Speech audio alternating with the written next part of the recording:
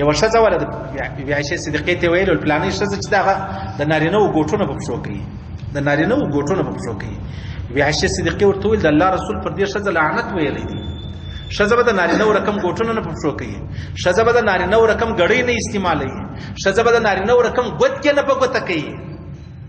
صحیح څونه ډېرې خبرې دي نو دا زموږ ته زنانې څه چم کوي سهار وختي چې دلته هغه یا کالج له راځي یا دغه رقم مطلب په واک ماک راوتلي هغه جوګر و غټ ګوټونه چې په پښو کړي دا خو د نارینهو دي چپلکې د نارینهو چپلکې هم نشي په پښو کولی یو شی که ګوټونه دي که چپلکې دي هر شی چې دی نشي په پښو کولی نه استعمالولی شي صدرې یې راواخله قمیص یې راواخله پټو یې راواخله صحیح شو دا نشي استعمالولی که استعمال کی نو معنا دغه د چې الله په کار داسې ولا خو تا داسې ویلي او دا حرام کار دی صحیح سلو څونه عجبه خبرې دي عمر ورک د کومې خوا ورته ناشته نو د الله رسول فرمایي چې دغه دوه شیان چې دي هغه زما پر امت پر نارینهو حرام دي ورېښم سونه د ښځو دپاره زنان دپاره و د زنان دپاره سونه جایزه ده و هېڅوک بده خبره نه ده هر څو سونه چې دا استعمال کړي